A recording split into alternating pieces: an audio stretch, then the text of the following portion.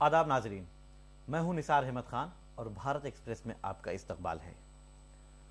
5 रियासतों के इंतखाबी नताइज आने के बाद बीजेपी को वजीर आला का नाम फाइनल करने में काफ़ी वक्त लगा, लेकिन अब तमाम रियासतों में यानी तीनों रियासतों में वजीर आला का नाम तय हो चुका है। सबसे ख़ास बात राजस्थान में देखने को मिल रही थी, जहां पर वसुंधरा राजे पार्टी हाईकमान पर दबाव बना रही थी, लेकिन उनका कोई भी दबाव काम नहीं आया है। इसी सिलसिले में तफसीली बातचीत करेंगे डॉक्टर खालिद रजा खान, जो भारत एक्सप्रेस उर्दू के एडिटर हैं, स्टूडियो में मौजूद हैं। डॉक्टर साहब, आपका इस्तकबाल है। वसुंधरा राजे ने पार्टी हाईकमान पर काफ़ी दबाव बनाया, दिल्ली में आके डेरा डाल दिया। जेपी नड्डा जो पार्टी के सदर हैं उनसे मुलाकात की और मुलाकात करने के बाद राजस्थान वापस पहुंच गई, लेकिन उसके बावजूद भी उनका कोई दबाव काम नहीं आया और वो वजीर आला नहीं बन सकी। और राजस्थान में भी बीजेपी ने सबको हैरान किया। पहली बार के वजीर आला, पहली बार के एमएलए भजन लाल शर्मा को वजीर आला बना दिया है। देखिए, चाहे जितना भी हो, वसुंधरा राजे सिंधिया हो या कोई और किसी रियासत में हो, वज़ीर-ए-आज़म नरेंद्र मोदी और जो होम मिनिस्टर अमित शाह हैं, उनकी आदत है वो किसी के दबाव में नहीं आते हैं।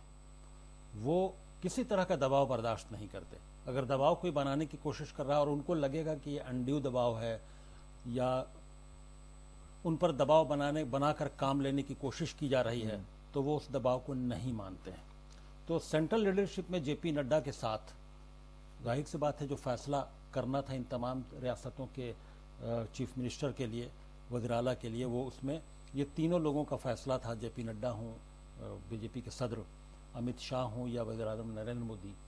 तो ये एक बात थी कि एक जहन में तमाम लोगों के चल रही थी कि इतना ज़्यादा दबाव बनाने के बाद जो वसुंधरा राजे सिंधिया दिल्ली में रहीं और जैसे ही वो राजस्थान पहुंचती हैं 2-3 दिन दिल्ली में क़याम के बाद, और मुसलसल उनके घर पर जो नए जीते हुए एमएलएज हैं उनके आने का सिलसिला और मिलने का सिलसिला शुरू हो गया। इतना सिलसिला शुरू हो गया कि बीजेपी को के अंदर सेंट्रल लीडरशिप में हलचल मच गई कि आखिर ये हो क्या रहा है।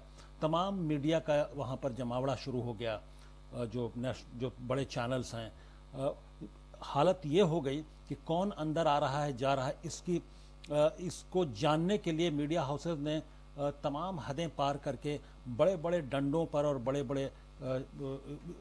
बड़ी ऐसी चीज़ें लेकर के उनके घर की बाउंड्री के ऊपर जितने हद तक जा सकता था, चूंकि वो ड्रोन का इस्तेमाल नहीं कर सकते थे, लेकिन तब उन्होंने बड़े बड़े डंडे में कैमरा लगाकर इस्तेमाल करना शुरू किया कि आखिर अंदर हलचल क्या चल रही है उनके अहाते में, उनके रहायशगाह की प्रेमाइसेस में। तो हालत यहाँ तक पहुँच गई थी। परेशानी मीडिया में भी और तमाम सेंट्रल लीडरशिप में इतनी बढ़ गई थी। खैर, अब जो फैसला हुआ वो यकीनी तौर पर ये एक मजबूत सेंट्रल लीडरशिप की का आकाश है, ये उसको रिफ्लेक्ट करता है। लेकिन अब इसका इम्पैक्ट क्या होगा ये बाद की बात है, ये एनालिसिस की बात है कि इसका इम्पैक्ट क्या होगा, क्या इसके नतायज होंगे दूररस, 2024 के लोकसभा इलेक्शन में क्या होगा इसका असर। भजन लाल को पहली बार, जो चूँकि पहले वो अब बीजेपी में ऑर्गेनाइजेशन में काम कर रहे थे, वो संगठन मंत्री के महामंत्री के तौर पर काम कर रहे थे, तो उनका जो पूरा तजर्बा है वो ऑर्गेनाइजेशन को चलाने का है। ऑर्गेनाइजेशन के लिए मुख्तलिफ पूरे राजस्थान में घूमकर उसके ऑर्गेनाइजेशन के लिए यानी बीजेपी के लिए काम करने का तजर्बा है। उनको एडमिनिस्ट्रेटिव तजर्बा जो सरकार में रहकर सरकार चलाने का तजुर्बा होता है वो कतई नहीं है, वो बिल्कुल ज़ीरो है। चूँकि वो पहली बार एमएलए बने हैं, अभी उन्होंने एक ऐसा एमएलए जिसने अभी एमएलए का भी हलफ नहीं लिया है और वो साथ में चीफ मिनिस्टर बन चुका। अब वो हाउस में जाएंगे तो पहले एमएलए का हलफ लेंगे, तब चीफ मिनिस्टर के तौर पर कामकाज शुरू करेंगे। तो ऐसे में एक खदशा और एक अजीब से पसोपेश में है अवाम, जो राजस्थान की जो जनता है, कि इनको कोई तजर्बा नहीं है, तो आखिर वो कैसे ये तमाम जो है वो जो एडमिनिस्ट्रेटिव काम है रियासत का वो कर पाएंगे, कितनी कामयाबी से कर पाएंगे। हालांकि उनके पीछे पूरी टीम होगी, लेकिन फिर भी एक लीडर जो चीफ मिनिस्टर होता है उसका एक अपना विज़न होता है, उसके जो तजर्बात होते हैं उसके ज़रिए वो काम करता है। तो ये सब सवालात हैं। लेकिन डॉक्टर साहब, वसुंधरा राजे जब पार्टी की जीत हुई राजस्थान में, बीजेपी को जीत मिली 3 दिसंबर को, नतायज सामने आए, उसके बाद से ही अरकान असम्बली के जो पहुंचने का सिलसिला था, दिल्ली से वापसी के बाद उन अरकान असम्बली के पहुंचने का सिलसिला था, तो ये जो पूरा एक मामला था उसमें ऐसा नहीं लग रहा था कि वसुंधरा राजे कहीं बिल्कुल बहुत आसानी से हाईकमान के फैसले को तस्लीम कर लेंगी, क्योंकि उस दौरान ये भी खबर आई कि दुष्यंत सिंह जो हैं, उनके बेटे एमपी भी हैं, उन्होंने कई अरकान असम्बली को अपने रिजॉर्ट में बंद कर रखा है और इस तरह की तमाम बातें आई। उसके बावजूद वसुंधरा राजे ने बहुत खामोशी के साथ इस फैसले को तस्लीम कर लिया है। क्या आपको लगता है कि फाइटर लेडी के तौर पर जानी जाने वाली वसुंधरा राजे इस फैसले को आसानी से कबूल कर लेंगी? देखिए, जहां तक बात वसुंधरा राजे सिंधिया की है, तो वसुंधरा राजे सिंधिया एक काफी आयरन लेडी मानी जाती हैं राजस्थान के लिए। 2 बार चीफ मिनिस्टर रही हैं और वसुंधरा राजे सिंधिया इतनी आसानी से हार मानने वाली भी नहीं है। उनकी शबीह राजस्थान में और पूरे हिंदुस्तान में एक मजबूत लीडर की रही है। तो कुल मिलाकर अगर हम ये देखें कि वसुंधरा राजे सिंधिया मान कैसे गई, हालांकि उन्हीं के नाम से, उन्हीं के हाथ से ये तमाम करवाया गया, नाम प्रपोज करवाया गया, पर्ची निकलवाई गई, तो तमाम, और उनसे उन्होंने आशीर्वाद भी दिया भजन लाल शर्मा को। तो और सब जब राजनाथ सिंह पहुंचे ऑब्जर्वर के तौर पर जयपुर में, तो वसुंधरा राजे सिंधिया को खुद साथ लेकर गए वो बीजेपी दफ्तर में, और वहाँ जो 9 मुंतखब एमएलएज हैं, जो एमएलएज की जो मीटिंग थी, जो पार्लियामेंट्री बोर्ड की या फिर जो 9 मुंतखब अरकान असेंबली की, उसको उसमें हर वक्त साथ साथ रखा। तो इससे ये अंदाज़ा लगता है कि पब्लिक में मैसेज देने के लिए एक कॉन्फिडेंस और पब्लिक में कॉन्फिडेंस दिखाने के लिए कि सब कुछ अंदर बेहतर है, वो राजनाथ सिंह लगातार सेंट्रल लीडरशिप की गाइडेंस में वो वसुंधरा राजे सिंधिया को अपने साथ रखे हुए थे। अब मुझे ऐसा लगता है कि अगर वसुंधरा राजे सिंधिया का जो मिजाज है, जो उनका माजी रहा है, जो पास्ट है, वो जिस तरह से एक फाइटर लेडी की तरह रही है, वो इतनी खामोश नहीं बैठेंगी। ये मेरा अंदाज़ा है, ये मेरी ज़ाती राय है कि वो खामोश नहीं बैठेंगी। अब वो क्या कदम होगा ये किसी को अंदाज़ा नहीं। पार्टी के अंदर जो इन फाइटिंग जारी थी, उसी के ज़रिए वो अपने वजूद को, अपने वर्चकों के, वो खामोशी से एक फॉर्मर सीएम के तौर पर अब बिल्कुल दरकिनार होके किनारे और बगैर किसी एक्टिविटी के रहने वाली वो नहीं है। वो उस तरह का उनका प्रोफाइल नहीं है। तो अब वो अंदर किस तरह से अपनी फाइटिंग, अपनी लड़ाई, अपना स्ट्रगल, अपना जो जिस तरह की जुझारू रही है, वो कैसे इन तमाम चीज़ों को जारी रखेंगी, ये वो बेहतर समझ सकते हैं। लेकिन ये जारी रहेगा।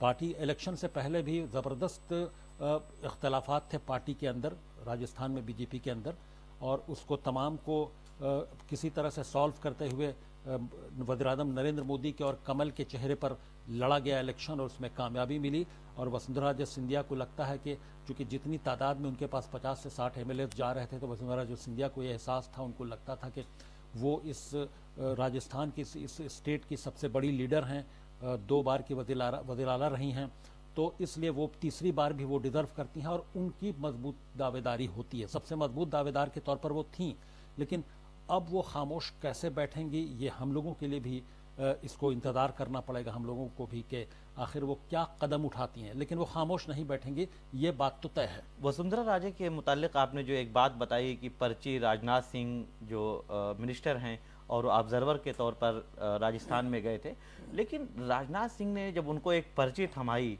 और उसके बाद जब उनका जो रद्द अमल था सोशल मीडिया पर वायरल हो रहा है और वसुंधरा राजे के रद्द अमल से मुतालिक सवाल भी किया जा रहा है, तो क्या ये सवाल नहीं उठाता है अपने आप में कि वसुंधरा राजे वो पर्ची देखने के बाद हैरान रह गईं और उनको इसी बात का यकीन था कि शायद उनका नाम निकलेगा, क्योंकि राजनाथ सिंह पहुंचने के बाद उनको फ़ोन करते हैं, उनको साथ में लेकर एक ही गाड़ी से पार्टी दफ्तर पहुंचते हैं और उसके बाद फिर एक हैरान कुन मामला उनके सामने नजर आता है। उन्होंने सोचा भी नहीं होगा कि भजन लाल का नाम, बल्कि किसी ने भी नहीं सोचा था, जब पर्ची निकलती है तो उसमें भजन लाल शर्मा का नाम होता है। तो क्या इतनी आसानी से जिस तरह से वसुंधरा राजे ने उस पर्ची को देखा और फिर आपने उसका जिक्र किया कि वो फाइटर लेडी हैं, आयरन लेडी हैं, तो अब सवाल यही उठता है कि क्या वसुंधरा राजे एक बार फिर उनको अपना आशीर्वाद देती रहेंगी और आगे खामोशी के साथ लोकसभा इलेक्शन 2024 तक काम करेंगी? देखिए, वो पर्ची एट रैंडम निकाली गई या पहले से पर्ची के में क्या नाम होगा ये बता दिया गया था वसुंधरा राजे सिंधिया को, ये यकीनी तौर पर नहीं कहा जा सकता। लेकिन क्योंकि अचानक जिस तरह का रद्द-ए-अमल जो उनके जो फेस रीडिंग है, तो उससे उतना ज़्यादा चौंकाने वाला भी नहीं लग रहा था।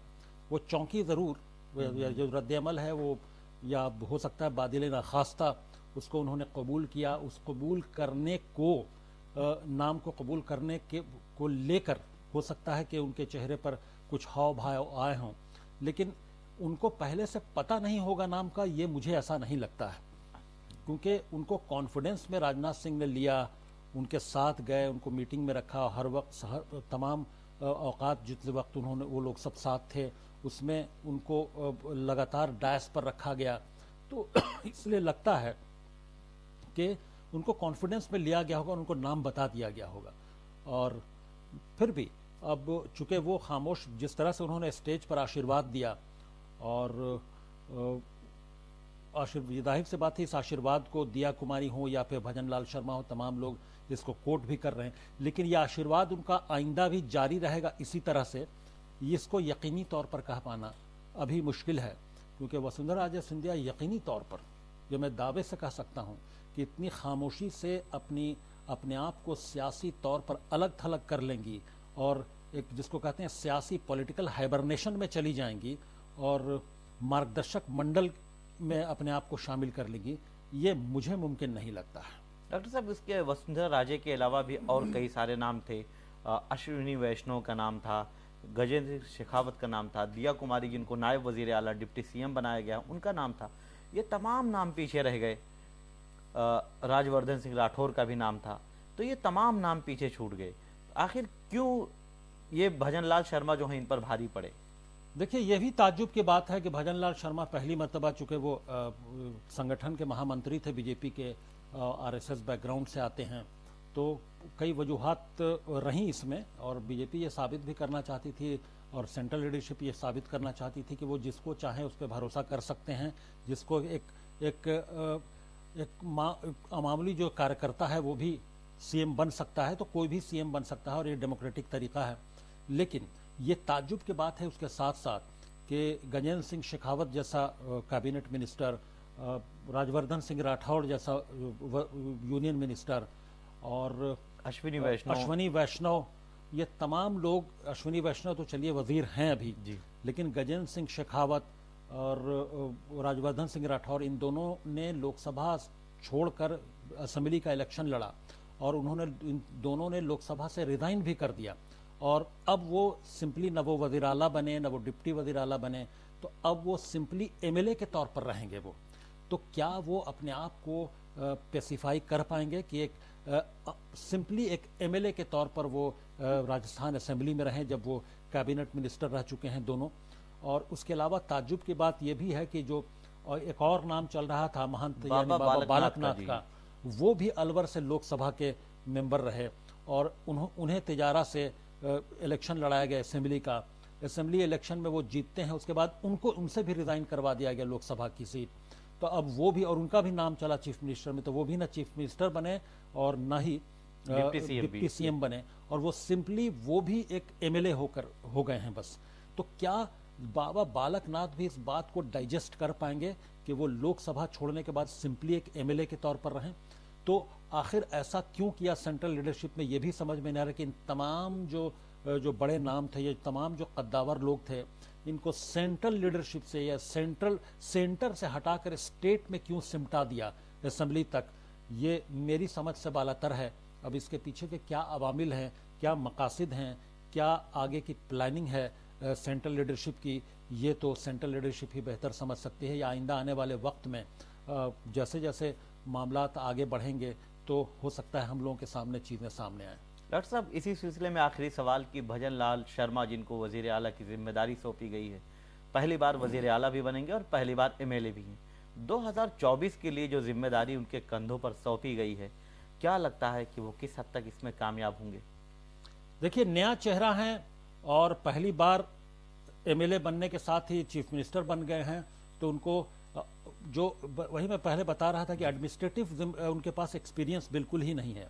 तो अब वो 2024 के लोकसभा इलेक्शन के लिए एडमिनिस्ट्रेटिव लेवल पर और सरकारी और पॉलिटिकल लेवल पर कितना कामयाब हो पाएंगे इसको कहें। लेकिन चूंकि सेंट्रल लीडरशिप ने बीजेपी की उन पर भरोसा जताया है और उनको चीफ मिनिस्टर बनाया है, तो यकीनी तौर पर वो सेंट्रल लीडरशिप के हर कदम पर सेंट्रल लीडरशिप के गाइडेंस में काम कर रहे होंगे। सेंट्रल लीडरशिप ने शायद इसलिए भी बनाया होगा कि अगर उनके भरोसे का कोई शख्स चीफ मिनिस्टर होता है तो सेंट्रल लीडरशिप अपने हिसाब से उसको मुकम्मल तौर पर 2024 के लोकसभा इलेक्शन को नज़र में रखते उसको गाइड कर पाएंगी, उसको तमाम फैसले में उनकी रहनुमाई कर पाएंगे। तो हो सकता है कि सेंट्रल लीडरशिप ने यह सोचा हो कि उनको ऐसे भी गाइडेंस तो मिलती रहती है सेंट्रल लीडरशिप से, तो हो सकता है यही मकसद हो कि एक नए चेहरे को लाया जाए, एक जवान चेहरे को लाया जाए और उसको उसके ज़रिए एक नया मैसेज देने की कोशिश की जाए स्टेट में। तो हो सकता है कि ये कामयाब भी हो जाए और हो सकता है इसके ज़रिए नाकामी भी मिले। तो ये तो अब हम लोग को इंतज़ार करना पड़ेगा, ये वक्त की बात है, वक्त बताएगा ये। बहुत शुक्रिया डॉक्टर साहब। बहरहाल राजस्थान में भी बीजेपी ने हर किसी को हैरान किया है, जैसा दूसरी रियासतों में वो कर चुकी है। लेकिन वसुंधरा राजे पार्टी के लिए चैलेंज बनती हैं या पार्टी के लिए 2024 की तैयारियों में मसरूफ़ होकर लोकसभा इलेक्शन में कामयाबी दिलाने का काम करेंगी, ये तो आने वाला वक्त बताएगा। लेकिन अभी इतना ज़रूर कहा जा सकता है कि वो पार्टी के लिए चैलेंज ज़रूर साबित होंगी। आप देखते रहें भारत एक्सप्रेस और हमें दें इजाज़त।